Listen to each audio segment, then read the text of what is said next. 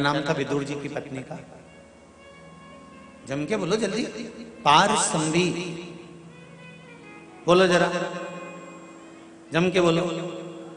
पारसंवी विदुर जी की धर्म पत्नी। थोड़े बहुत जो कंपटीशन होते हैं ना, जैसे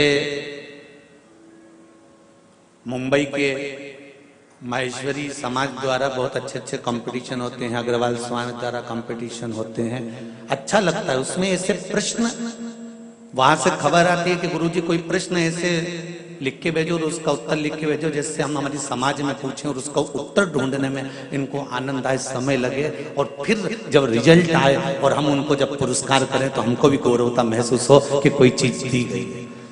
उसमें ये प्रश्न आना चाहिए कि विदुर जी की धर्मपत्नी, दुनिया के लोग कहते विदुरानी विदुरानी विदुरानी विदुरानी विदुर जी की पत्नी, उसका नाम क्या है? वो तो विदुर जी थे तो विदुरानी कर दी तुमने, डॉक्टर की डॉक्टरनी कर दी, मास्टर की मास्टरनी कर दी।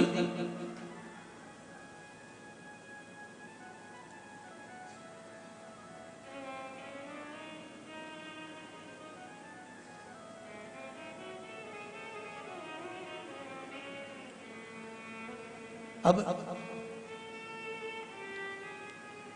विदुर जी की विदुरायन कर दी,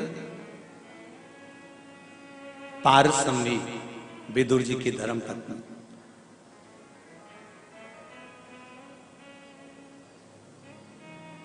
प्रतिदिन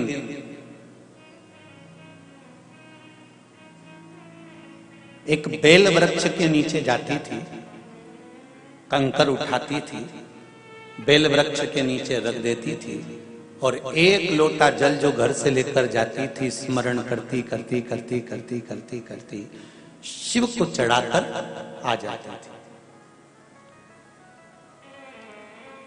एक बार पारसंवी ने जब जल चढ़ाकर लौट कर आई तो विदुर जी ने पारसंवी से पूछ लिया, विदुरायन से पूछ लिया,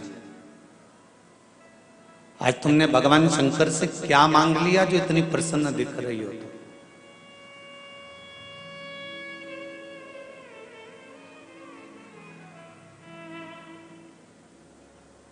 कई लोग कहते हैं टीवी के सामने बैठकर अगर आस्था चैनल पर कथा सुन रहे हैं और गुरुजी बोलते हैं 3 महीने में पूरी हो जाएगी, तो क्या टीवी के सामने बैठकर दिल से कथा सुनने पर पूरी होती है? तो वो बहन जी से पूछना, उन्होंने भी हमको यहाँ नहीं देखा होगा, ना हम उनको मिले होंगे, टीवी के माध्यम से कथा सुनी होगी और वहीं पर बैठकर मांगा होगा। दिल से कहो तो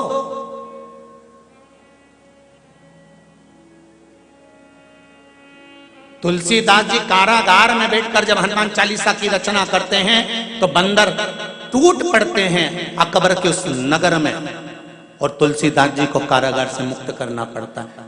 कारागार के अंदर बैठकर भगवान का भजन करा, राम जपा, शिव जपा, कृष्ण जपा, तो भगवान वहां भी आ गए। एक चींटी, छोटी सी चींटी कहीं दब भी जाती है और परमात्मा का भजन करती है तो परमात्मा आते हैं।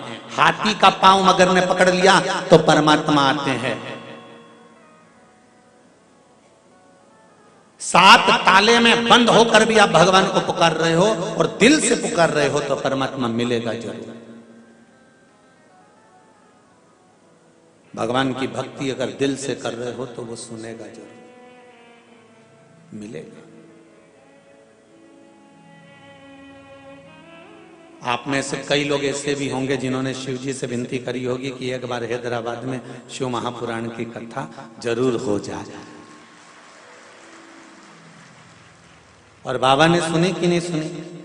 अरे बोलो तो जरा, सुनी ना हैदराबाद वालों?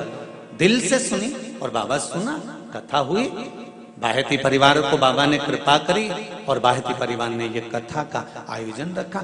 कहीं शिव कृपा हुई, शंकर की करुणा हुई। बैठ जाओ बाबू।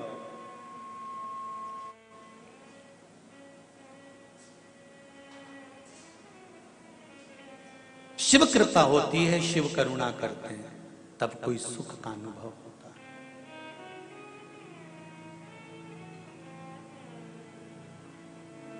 आज पारसंवी तुम इतनी इतनी खुश हो। विदुर जी विदुरायन से कह रहे हैं आज आप बड़ी प्रसन्न दिख रही हो, क्या मांग लिया आपने बाबा से? विदुरायन कहती है, पारसंगी कहती है, जो किसी ने नहीं मांगा वो मैंने मांगा।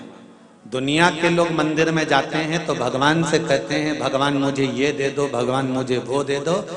विदुरायन कहती है आज मैंने भगवान से कह दिया कि जो तुम्हारा सबसे श्रेष्ठ भक्त हो, जो तुम्हारी आराधना दिल से करता हो, उसकी सेवा करने का मौका मुझे दे दो।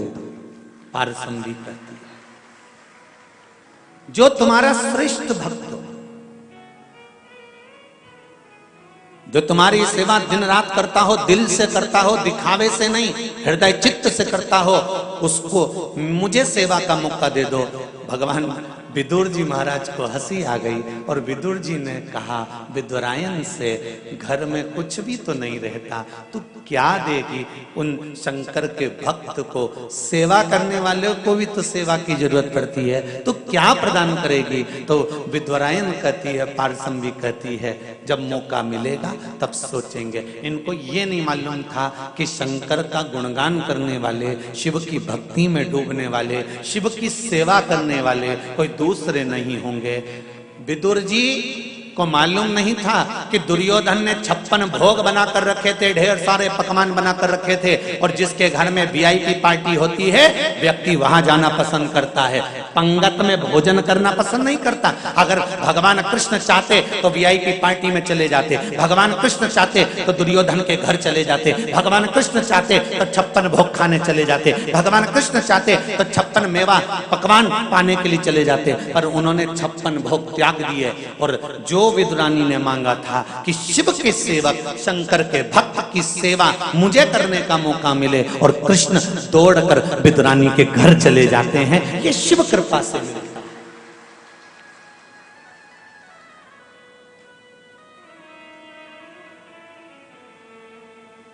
क्या विदुर जी की भक्ति में इतना बल था कि भगवान कृष्ण को घर बुला लिया?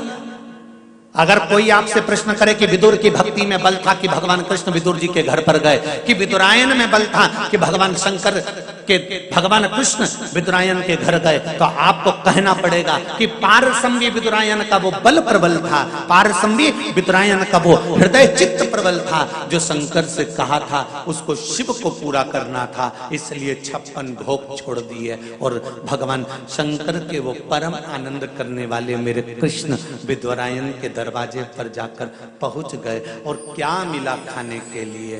केले के छिलके।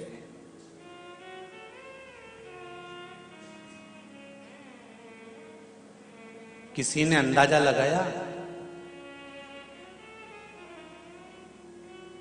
जैसा भगवान वैसा भक्त। राम मंदिर में जाओगे तो कुछ अच्छा अच्छा सामान मिल जाएगा, पोंगल मिल जाएगा, खिचड़ी मिल जाएगी, इडली मिल जाएगी, खमन मिल जाएगा, थोड़ा बहुत अच्छा अच्छा मोहन थाल, ठोर, मठरी, थोड़ा लड्डू, बंटा जी, थोड़ा ड्राई फ्रूट्स, ये सब मिल जाएगा। कृष्ण मंदिर में भी मिल जाएगा, देवी के मंदिर में भी मिल जाएगा। पर शंकर के मंदिर में जाओगे और शंकर के भक्त के घर जाओगे और शंकर के उपासक के यहाँ जाओगे और तुम अंदाजा लगा कर जाओगे कि यहाँ पर मुझे 56 भोग मिलेगा, यहाँ लड्डू पेड़ा मिलेगा, तो भूल कर मत जाना भैया। शंकर के जैसे शिव वैसे शंकर का भक्त, शंकर के भक्त के यहाँ क्या मिलने वाला है? तो विदुरायन भी जानती है कि शंकर भगवान के पास में बेल पत्ती है, धतूरा है और दुनिया भर के पत्ता पत्ती शिव जी को चढ़ाए जाते हैं। तो विदुरायन भी जानती है कि उनका जो भक्त आएगा वो 56 भोग नहीं पाएगा, इन्हीं छिलकों से उसका काम चल जाएगा, ये वो भी जानती है।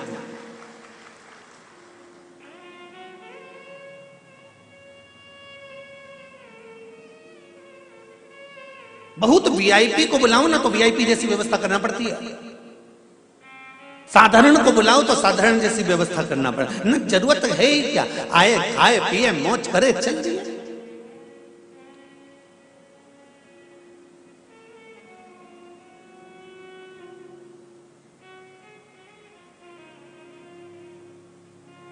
भक्ति का बल बड़ा विचित्र है।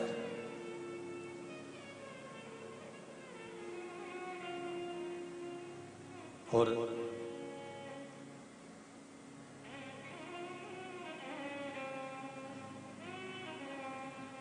कृष्ण जब विदुरानी के यहां से पारसमवी के यहां से जाने लगे छिलके खाकर, तब पारसमवी ने एक प्रश्न कृष्ण से करा था। भगवान कृष्ण से पारसमवी एक प्रश्न करती है, ठाकुर हे कृष्ण, भगवान ऐसा क्यों करता है? जो भक्त की परम प्रिय वस्तु होती है, परमात्मा उसको क्यों ले लेता है भक्त से? क्यों? भगवान कृष्ण ने कहा, विदुरानी जी, ओ काकी, आप शंकर की भक्त हो, शिव की उपासक हो, शंकर पर एक लोटा जल चढ़ाती हो आप, बेलपत्री के वृक्ष के नीचे प्रतिदिन जाती हो आप,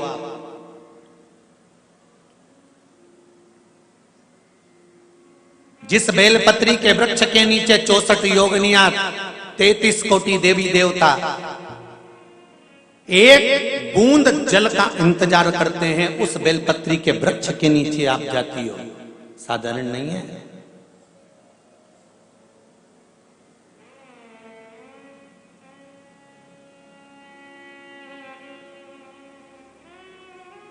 तीन तरह का बेलपत्र का वृक्ष होता है, बहुत सावधानी से सुनिएगा, नवग्रह शिव महापुराण कथा हैदराबाद को। एक बेलपत्री का वृक्ष आप खड़े होना आपके घुटने तक होगा, एक बेलपत्री का वृक्ष आपके कंधे तक होगा, एक बेलपत्री का वृक्ष आपके सिर से ऊंचा होगा। गौरी, कात्यायनी और महालक्ष्मी, तीन बेलपत्री के वृक्ष की अवस्था रहती है। कौन से बेलपत्री के वृक्ष से पत्तियों को तोड़ा जाता है? जम के बोलो जरा, कौन से बेलपत्री के वृक्ष से पत्तियों को लिया जाता है? गौरी से? बोलो जरा। नहीं। कात्यायनी से? नहीं। बेलपत्री की पत्तियों को लिया जाता है महालक्ष्मी से। किससे लिया जाता है?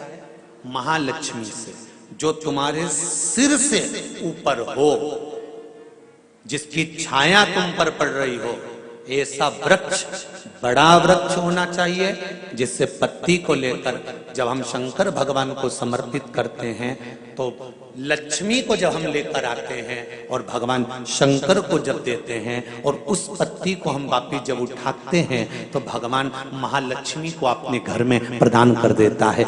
ऐसी वृक्ष से पत्तियों को लेना चाहिए। पर आज के जमाने में लोग इतने समझदार हो गए, बड़े वृक्ष से कौन पत्ती तोड़ने जाए, छोटे छोटे वृक्ष लगे, उन छोटे से वृक्ष में से पत्ती तोड़ ली, छोटी सी पत्ती तोड़ ली। अरे शास्त्र कहता है, यहां तक वर्णन करता है शास्त्र, अगर आपके घर में तुलसी का पौधा छोटा है तो वो कुमार अवस्था का होगा। वो तुलसी का पौधा जब घेर घमोर हो जाता है, तब अखंड सौभाग्य को देने वाला हो जाता है। उसमें से पत्तियों को उतारा जा सकता है, उसमें से आप कोपल को उतार सकते हो, उसमें से पत्ती को आप उतार सकते हो। उसी तरह बेलपत्री के वृक्ष में भी जो वृक्ष लक्ष्मी, महालक्ष्मी का तुल्य हो, उसमें से आप बेलपत्र को उतार सकते हो। छोटे छोटे वृक्ष की पत्ती को तोड़ना, ये उसमें का है जैसे छोटी अवस्था की कन्या के साथ में अपशब्द कहना, ताने देना, या उसको आड़ा टेढ़ा कह देना।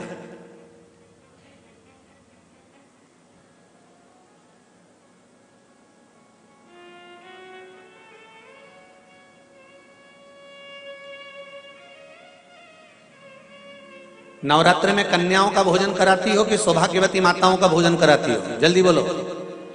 कन्याओं का। तो सौभाग्यवती को कराने में क्या दिक्कत है? नवरात्रि में सौभाग्यवती को भोजन कराने में क्या दिक्कत है?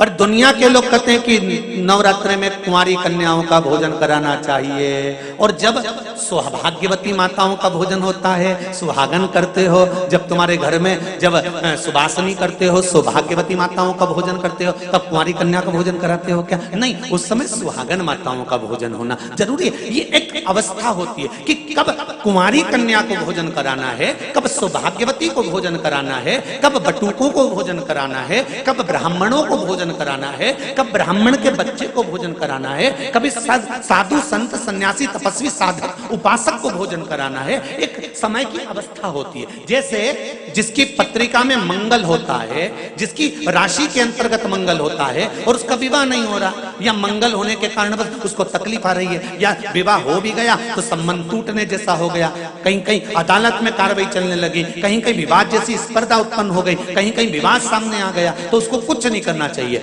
अगर बाजार जाए, अगर मूंगा किसी की अंगूठी में लगा हुआ हो, या मूंगा कहीं उसके घर में पड़ा हो, या मूंगे की माला पड़ी हुई हो, उस मूंगे का पानी, मूंगे को पानी में डाल दो और उसका पानी शंकर भगवान को मात्र 31 दिन तक लगातार चलाना प्रारंभ कर दे, अदालत में केस बंद हो जाएगा और पति पत्नी वापस एक जैसे हो जाएंगे, वापस जुड़ जाएंगे। और अगर विवाह नहीं हो रहा है तो मंगल राशि वाले का अगर विवाह भी नहीं हो रहा है तो मंगल विवाह आनंद के साथ पूर्ण होगा।